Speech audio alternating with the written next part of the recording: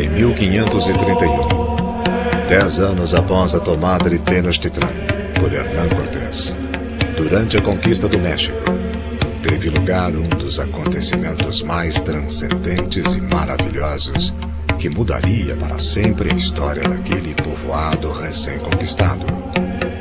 Este acontecimento, para qual a ciência, mesmo depois de 500 anos, não pode encontrar explicação, é um dos mistérios mais surpreendentes de todos os tempos.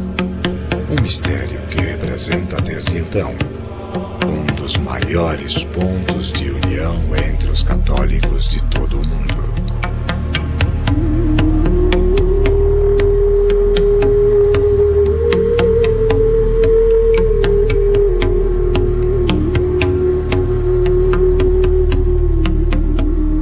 El acontecimiento guadalupano es, a mi modo de ver, la clave para entender y estudiar la historia de del catolicismo de América Latina y la misma formación de América Latina. La verdad es que hay muchas circunstancias que rodean este hecho, que no caen dentro del ámbito de la ciencia y de la razón, incluso de la lógica. Lo que definitivamente es milagroso como ciencia es la teología del mensaje guadalupano. Como científico, como médico oftalmólogo, es que no hay una explicación. Que este es un hecho sobrenatural, es decir, un hecho que no tiene explicación natural. Es que son hechos que no se pueden explicar por ninguna situación de tipo humano. No hay ninguna cosa de pintura. Sin embargo, vemos y quedamos admirados de la preciosa imagen de Santa María de Guadalupe. El mexicano busca en la Santísima Virgen el cariño maternal de nuestra madre, su cuidado, su amparo. Como que Dios junta dos extremos incompatibles. Pero el acontecimiento guadalupano, esa chispa que hace que como que se sintetiza en agua, hidrógeno y oxígeno. Ahí nace México, de los pueblos profundamente religiosos. Antes da chegada dos espanhóis às costas mexicanas, não existia em nenhuma outra parte da terra um povo que utilizava o sacrifício humano na quantidade e frequência com que faziam os astecas como ritual religioso. Estima-se que nos anos anteriores à chegada de Hernán Cortés ao México, o Império Azteca sacrificava milhares de pessoas a cada ano, e que unicamente durante a consagração do templo principal de Tenochtitlan sacrificaram 20.000 homens durante os 4 dias que durou a festividade. O sea, todo mexicano daba sangre todos los días, unas gotas, propia, para dar el corazón, que es lo más precioso, la flor máxima. Era Dios quien lo elegía a través de la batalla, en la cual Él decidía quién era elegido para ser glorificado con el sacrificio. Veríamos como asesinato eso nosotros. Ellos lo veían como divinización. Por tanto, el elegido se sentía privilegiado, no se sentía víctima, se sentía favorecido, elegido de Dios. Quando os barcos espanhóis tocaram a terra mexicana, a grande quantidade de tribos indígenas espalhadas ao longo daquele novo território e a forte religiosidade e devoção a seus deuses e a entrega às suas crenças religiosas representava para os conquistadores um grave obstáculo para a sua missão de evangelização. Cuando vienen los españoles a México a predicar el Evangelio, están convencidísimos de que su versión propia del Evangelio es la única válida. Están tan convencidos de eso, incluso allá en Europa, a cristianos como ellos por poquitas diferencias, los matan y los queman si no piensan como ellos. Pues no pueden en absoluto aceptar una cultura tan diferente, tan opuesta a la de ellos. Piensan entonces que deben arrancar todo lo que hay aquí para poder plantar el evangelio. El indio está pegadísimo a su cultura, no solamente por afecto, sino por mentalidad. Por tanto, la tradición. Lo que siempre se ha hecho es lo correcto. Lo que se aparte de lo que siempre se ha hecho está mal. Por tanto, la religión de mis padres es la única válida, no puede haber otra. Mesmo depois de inevitáveis e sangrentas batalhas e de submeter ao poder das armas, o Império de Montezuma, com a destruição de seus templos e crenças pagãs, a evangelização naquele fraco e debilitado povo parecia ser uma missão impossível de ser alcançada. Entretanto, a chegada dos primeiros frades espanhóis que se vestiam com grande pobreza e se esforçavam arduamente para a transmissão da doutrina cristã, causavam nos índios um grande respeito e admiração. Impressionava muito os índios ver seus conquistadores europeus poderosos e ricamente vestidos dobrarem os joelhos em terra e beijarem com grande humildade e devoção as mãos daqueles homens maltrapilhos, bondosos e adoradores de uma cruz. La única gente disponible para evangelizar eran los españoles. Y vienen con la mejor buena voluntad. Y lo hacen entregándose completamente. Entonces Dios debía completar lo que hicieran ellos. Lo prometió. Vayan y yo estaré con ustedes hasta el fin del mundo. Entonces eso hace que Él cumpla su promesa, no contradiciendo ni ignorando el mensaje español, sino completándolo a la mente india a través del acontecimiento guadalupano. Durante os primeiros anos depois da conquista, quando as armas foram depostas e viviam em tempo de paz, os índios se mantinham condescendentes e reservados, mas não convencidos diante das novas verdades. Entretanto, um antigo e piedoso relato, considerado por muitos como um ingênuo e poético conto do século XVI, que relata uma lenda a mais da época de Cortés, é para muitos a resposta inexplicável da grande mudança e conversão do povo mexicano à sua nova fé. Este simples relato escrito em língua náhuatl tem por nome Nicamopoa. Nicamopoa, palavra que em náhuatl significa aqui se conta, foi escrito por Antônio Valeriano, um índio nascido em 1520 em Azcapotzalco, pertencente à nobreza da Casa Real de Tacuba, aluno destacado e fundador do Colégio de Santa Cruz, anexo ao convento franciscano de Tlatelolco. Antônio Valeriano aprendeu o latim e o castelhano na perfeição, inclusive com mais desenvoltura e destreza que os filhos de espanhóis que estudavam com ele. Durante sua vida deixou fama de homem sábio, de extensa cultura e de uma grande sensibilidade artística. O Nicamopoa foi escrito em Tlatelolco pouco tempo depois da morte de seus protagonistas principais, um índio de 57 anos de nome Juan Diego e o primeiro bispo do México, Frei Juan de Zumárraga. O livro narra com uma simplicidade surpreendente a história das aparições de uma jovem que descia do céu e que se apresentava como Maria, a mãe do verdadeiro Deus.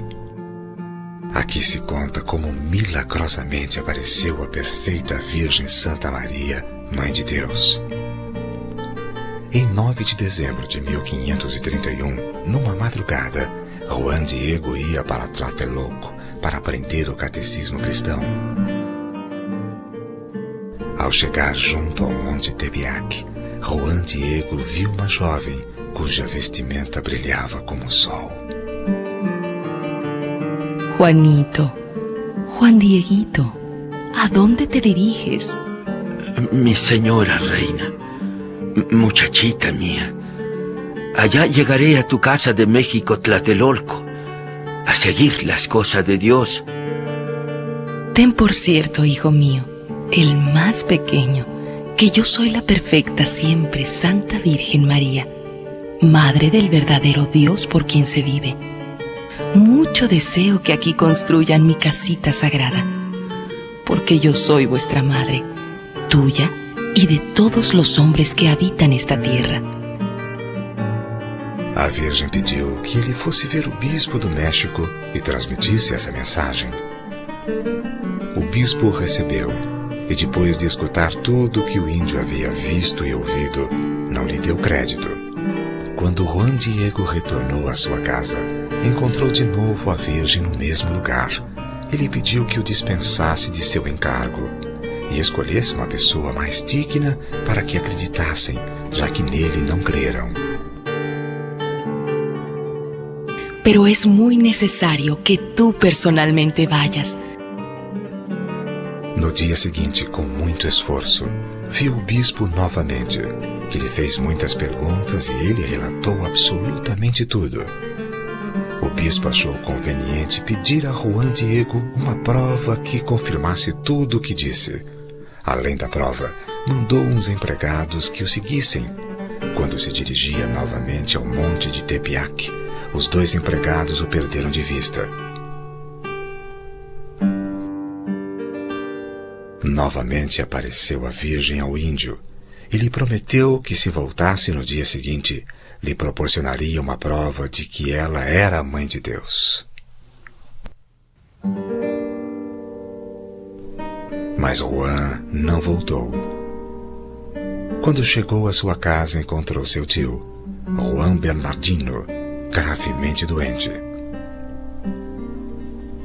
Na madrugada de terça-feira, com a intenção de não encontrar a senhora, decidiu dar a volta no monte.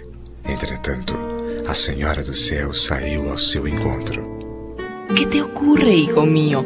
Sabe, niña mía, que está muy mal un servidor tuyo, tío mío.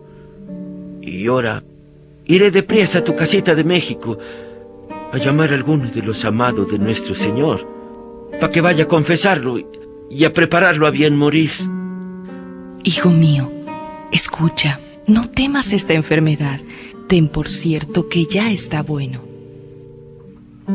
A jovem lhe pediu que antes de ir à casa do bispo subisse o monte e colhesse as rosas de Castilla que lá estavam. Juan Diego subiu sem duvidar, mesmo sabendo que era impossível em cima daqueles pedregulhos, no mês de dezembro, quando está cheio de gelo, florescer rosas. Ao chegar lá em cima, ficou extasiado. Cortou o quanto pôde e as colocou em sua capa. Desceu e as mostrou à Virgem, que pegou com suas mãos e voltou a colocar na capa de Juan Diego. Quando Juan Diego deixou cair as rosas diante do bispo, se estampou e se desenhou na presença de todos a preciosa imagem da Virgem sobre o tecido da capa do índio, da maneira que está e que se guarda até hoje no templo de Tepeyac e que leva por nome a Santíssima Virgem de Guadalupe.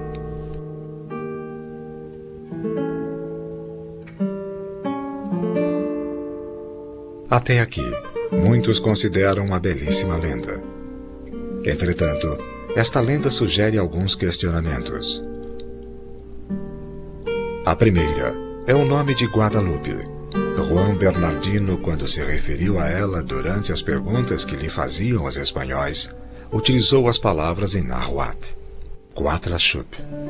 Esta palavra, ao ser pronunciada, soa extremamente parecida com a palavra em espanhol Guadalupe, nome que lhe foi concedido imediatamente pelos espanhóis, pensando que se referia à venerada e milagrosa estátua de Nossa Senhora de Guadalupe, de Extremadura, Espanha. Entretanto, analisando detalhadamente, descobriu-se o seguinte: Coa significa serpente, Tla, o artigo a, enquanto que chupe significa esmagar. Aqui esmaga a serpente. A seguinte questão está em relação à anterior.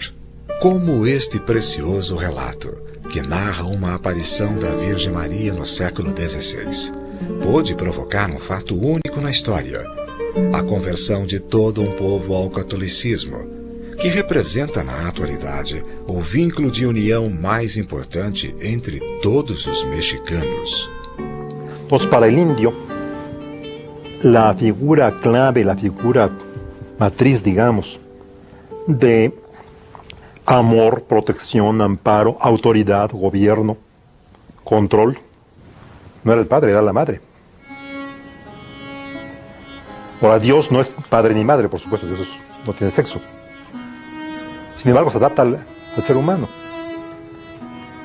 Para un pueblo patriarcal como eran los pueblos semitas, se presenta como padre, como patriarca. Aquí no puede venir él diciendo que es madre, pero manda a su madre física, en su encarnación, a que venga ella a ser la evangelizadora de México. Para mí lo más importante y trascendente es que Dios se quiso servir de estos signos para darnos un mensaje clave. María es la madre del verdadero Dios por quien se vive. Ese Dios que viene a darnos la vida, a hermanarnos como un solo pueblo cristiano, a españoles y a indígenas. La Santísima Virgen de Guadalupe viene a ser el centro de la atención, de la devoción del pueblo mexicano, del pueblo latinoamericano, de todos los católicos, me atrevo a decir, de gran parte del mundo. Bueno, lo que es, a mi modo de ver, auténticamente milagroso, imposible explicar científicamente a nivel humano, no es tanto lo material, la pintura físicamente hablando, por ejemplo. Es muy interesante, aparentemente es milagrosa, pero podía no serlo. Lo que definitivamente es milagroso como ciencia es la teología del mensaje guadalupano. Foram atribuídos ao seu caráter milagroso uma série de acontecimentos que para os estudiosos mais céticos ficaram como inexplicáveis. Quisiendo destruir esa imagen con el ácido que voltean sobre la imagen. Los que están arreglando el cuadro, no se quema ni la tela, ni se destruye la pintura. Em 1791, o ourives que limpava a moldura da imagem de Guadalupe derramou ácido nítrico sobre a tela. De acordo com estudos químicos feitos, o ácido nítrico deveria necessariamente furar a frágil trama de fio do tecido, mas nada sucedeu. Ficou somente o sinal de umas manchas amareladas e que, de forma inexplicável para os especialistas, foram desaparecendo com o tempo, como se a textura por si só fosse regenerando, igual ao que acontece com a pele dos seres humanos. Outro fato extraordinário aconteceu durante a manhã de 14 de dezembro de 1921. Le ponen una bomba en 1921 y la bomba destruye cristales, ventanas de las casas vecinas y el cristal de la imagen. Y la imagen no tiene ningún problema. Durante a época da perseguição da igreja no México, quando a antiga Basílica de Guadalupe se encontrava vazia, Luciano Pérez, um operário grande em tamanho, entrou na igreja carregando um ramo de flores em cujo interior levava uma pesadíssima carga de dinamite. Luciano subiu até o altar, depositando aos pés da imagem aquela destruidora oferta floral. Pouco depois de partir, explodiu a potentíssima carga, ficando as grades do altar reduzidas a cacos, os candelabros e objetos de metal retorcidos como se fossem de borracha. Todos os vidros, inclusive a dos edifícios vizinhos, quebrados. Entretanto, o vidro da Virgem de Guadalupe nem sequer ficou trincado. El Cristo que está en el altar lo tenemos ahora en una urna, en la misma basílica, todo torcido del impacto de la bomba. Y ni el cristal ni nada se destruyó. Os peritos afirmam que este fato é inexplicável. Algunos piensan que aquí en la basílica tenemos tesoros invaluables. No, nuestro único tesoro es la imagen de la Santísima Virgen. Y nos preguntan, ¿y cómo la resguardan? El pueblo es el que la resguarda. nadie se atreverá jamás, aunque alguno lo hizo poniendo una bomba en los años 20, ninguno se atreverá a tratar de arrancar el cuadro de la Virgen de donde está. Inexplicável também para a ciência é a consistência inalterada do aiate de Juan Diego por mais de 450 anos. Um grande número de provas demonstraram que os tecidos de fibra de maguey, inclusive os mais trabalhados, duraram apenas pouco mais de 20 anos, decompondo-se totalmente.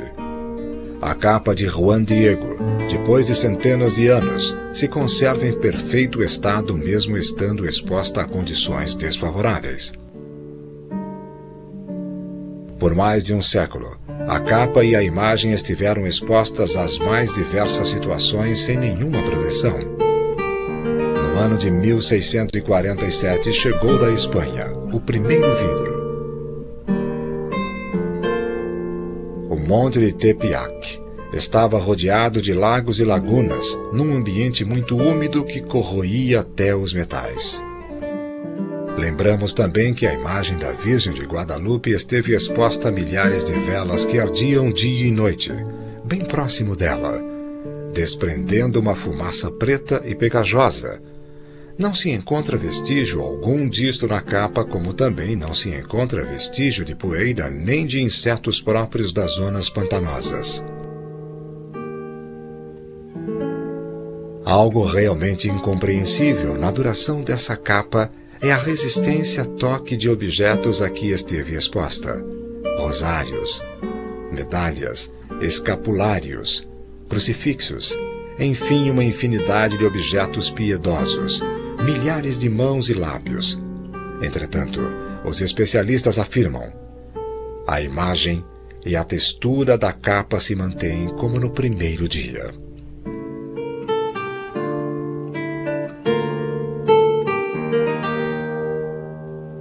En una ocasión despegué el sagrado original completamente y me puse yo detrás.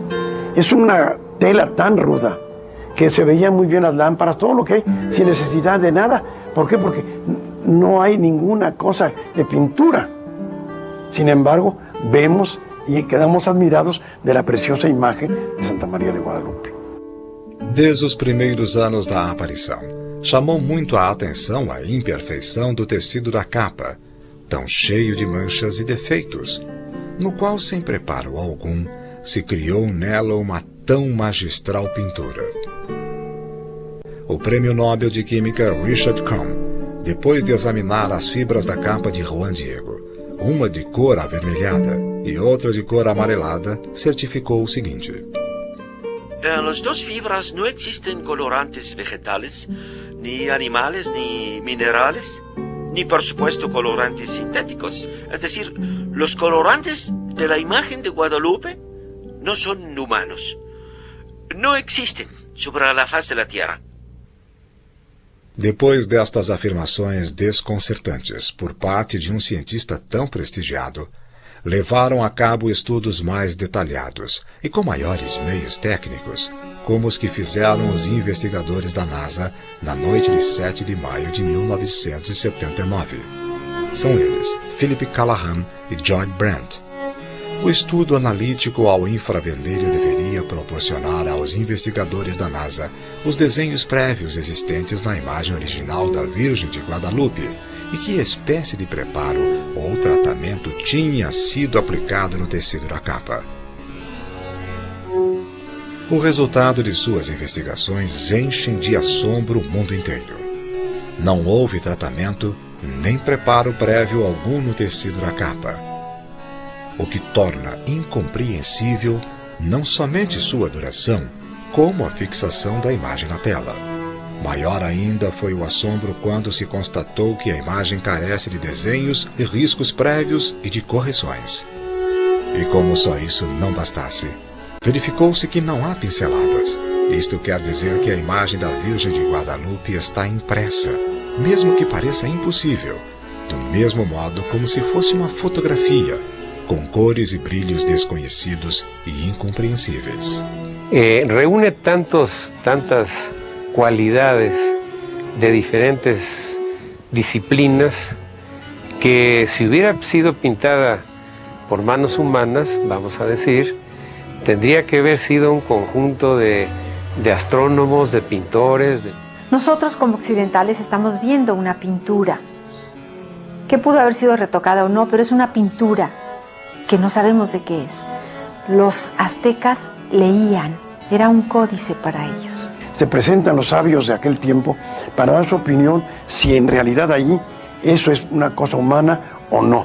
Y su opinión de todos los sabios del 1666 es: no hay ninguna preparación, es imposible que en esta burda materia como es la tilma podamos tener una preciosa imagen como es la que nosotros estamos viendo. Ellos estudiaron la imagen sobre una mesa, la volteaban, la intentaron, la doblaron, la buscaron, todo lo que ellos quisieron para poder decir que era verdaderamente algo extraordinario.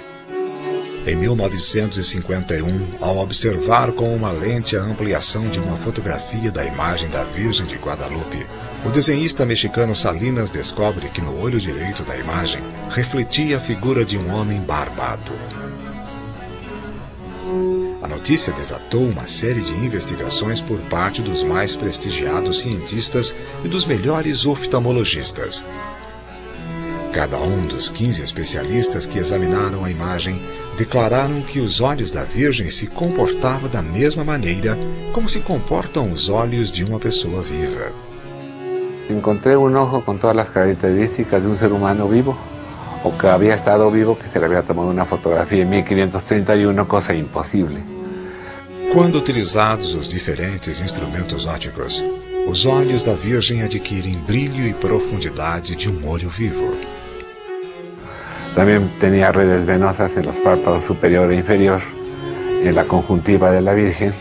Tenía parte en el iris, de color amarillo miel, todas las características de un iris humano, con las criptas, el collarete, las pequeñas mamelones alrededor de la pupila o niña del ojo, como lo conocen las personas.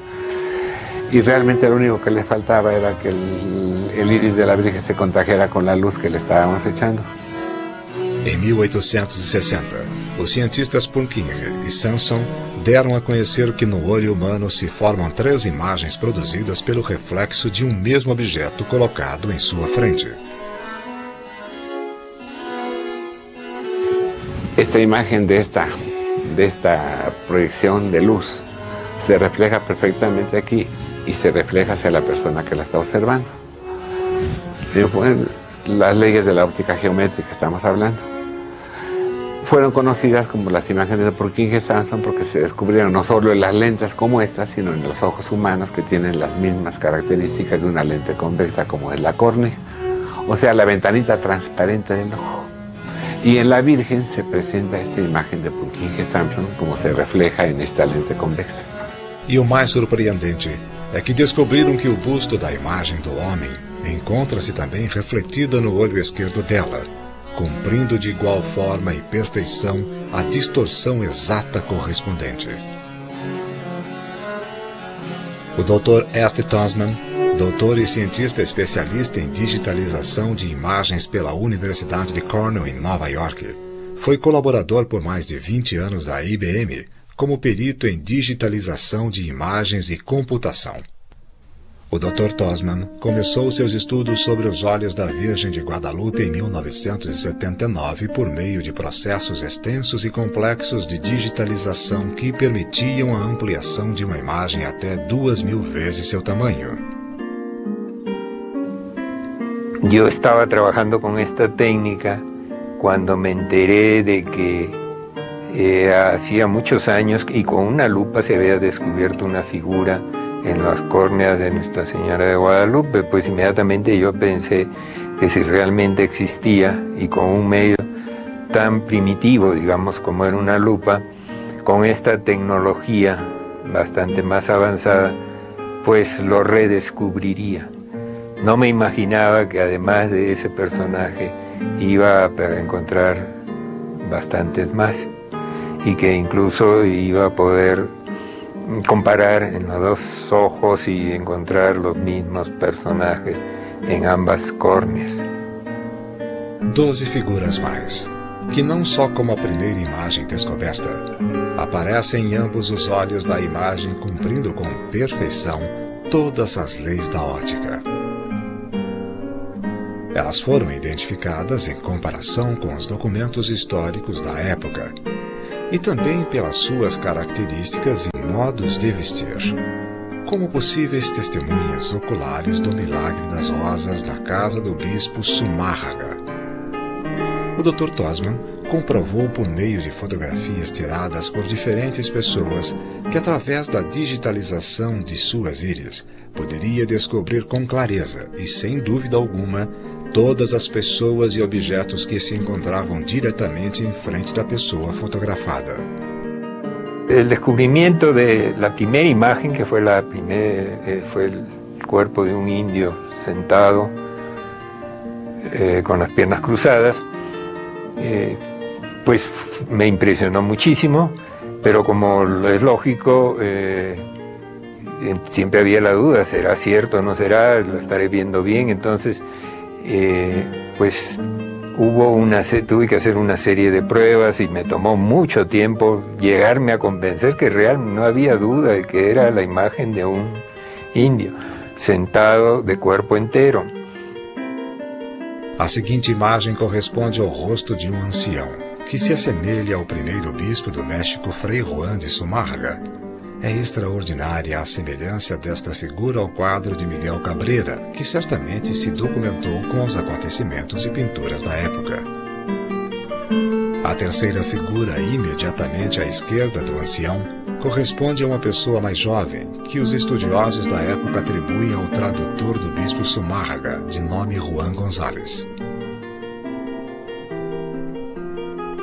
A quarta figura à esquerda do tradutor e justo em frente à figura do bispo pertence a um índio de idade madura usando um chapéu utilizado na época por pessoas do campo.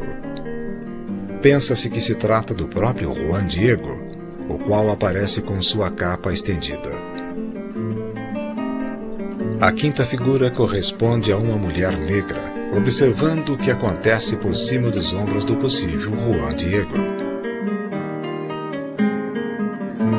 Realmente ha sido algo muy emocionante, sobre todo el descubrir algo y luego comprobar que sí es cierto. Comprobar, por ejemplo, que el personaje que acabo de descubrir está relatado históricamente. El caso de la esclava negra que encontré, que para mí era una cosa muy extraña que hubiera una persona negra. Estamos hablando de 1531.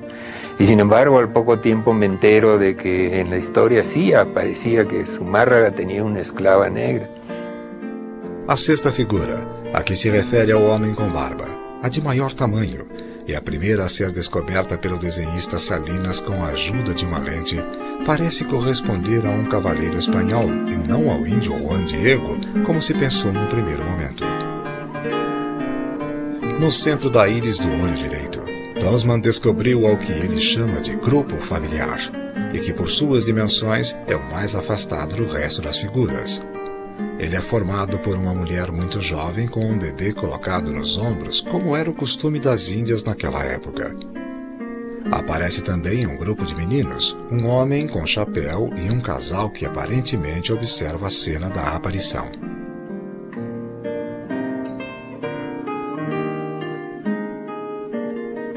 Es una imagen que tiene muchos o varios inexplicables. Lo que yo he descubierto es uno de los inexplicables. Sabemos y a cada rato en varios libros podemos leer que hay otros descubrimientos que también es muy difícil de explicar. A conservação do ayat da imagem ao longo de todos esses anos. A impressão da imagem sobre a superfície tão grosseira e sem nenhum preparo. A natureza desconhecida de seus corantes e a existência de figuras milimétricas refletidas nos dois olhos da Virgem, obedecendo com perfeição todas as leis da física óptica, obrigaram a ciência a determinar os fatos de Guadalupe como inexplicáveis. Quiero, mucho deseo, que aquí me levanten mi casita sagrada. Hoy, después de 5 siglos, no solamente existe un templo en el Tepeyac, existen millares de otros, el templo en el Tepeyac era una cosa muy lógica y muy buena para un español, pero era fundamental para el indio. Que la madre del dios mexicano, se presenta a ella, pide un templo para su hijo. Porque para el mexicano la nación era el templo. Entonces se fundaba haciendo el templo. Se acababa destruyendo el templo.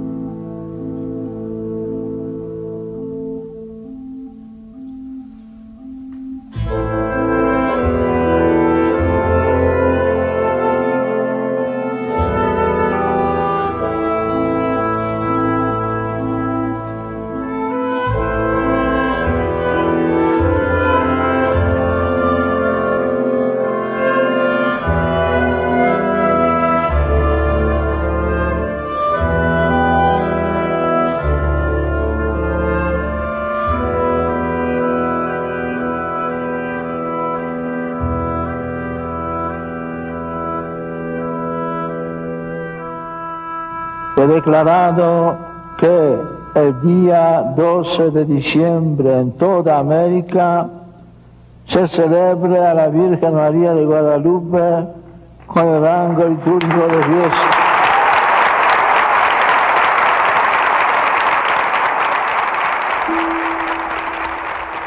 Pienso que el mexicano busca en la Santísima Virgen el cariño maternal de nuestra madre. El motivo típico del visitante a la basílica es: vengo a ver a mi madre, a visitar a mi madre. Eso es. En Lourdes van a ver a pedir salud, en Fátima a pedir perdón, en otras partes a lo que sea. Aquí vienen a visitar a su mamá. Así.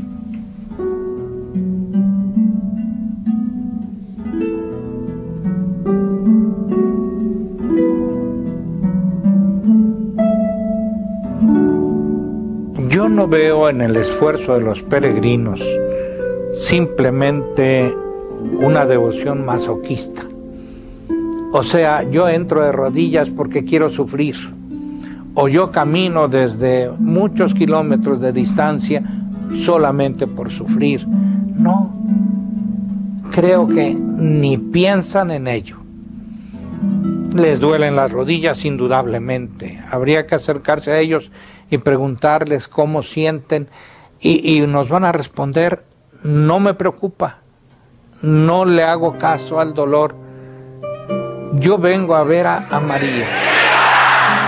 ¿Quién es la Madre de Dios? María. ¿Quién intercede por nosotros? María. Por eso todos te aclamamos. María, María, María.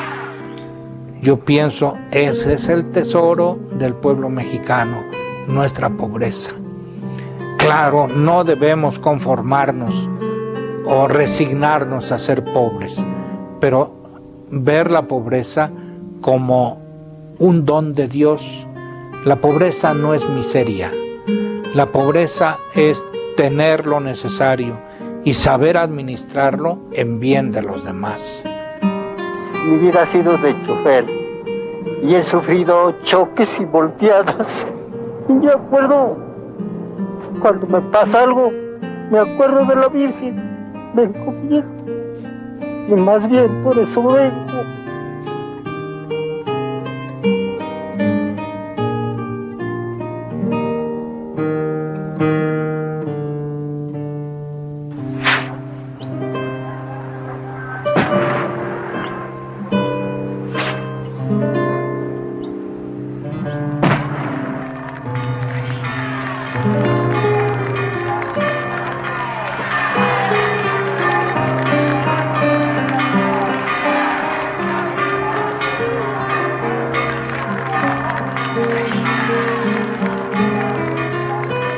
El peregrinar, el llegar de rodillas hasta la imagen de la Virgen es un tratar de purificar nuestra conciencia de los pecados por medio del dolor y, claro está, también por medio del sacramento.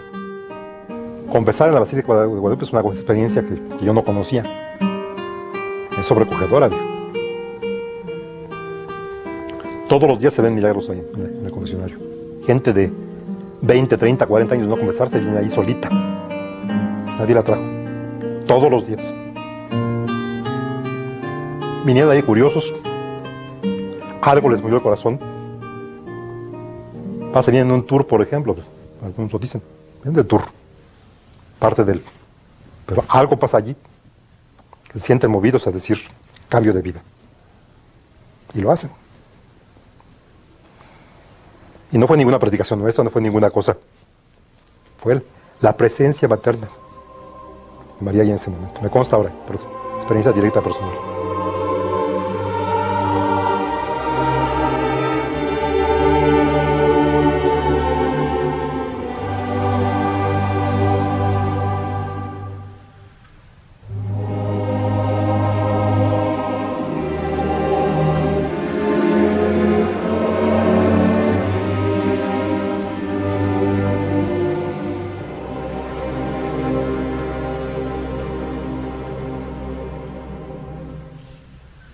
O amor de todo um povo por sua mãe, e o amor dessa mãe por seus filhos mexicanos, é e será sempre o verdadeiro mistério e o fundamento do acontecimento de Guadalupe.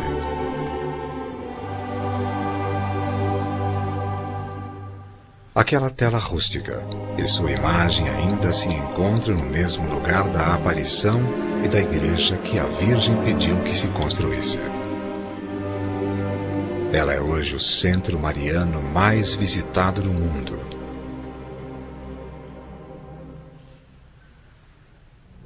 O mistério de Guadalupe é um enigma para a ciência e uma luz para a fé. Nenhuma imagem em toda a história tem sido tão venerada e visitada como esta imagem de uma bela jovem israelita, que ficou impressa na capa de um índio do México há 500 anos, e que se apresentou a si mesma como Maria, a mãe do verdadeiro Deus.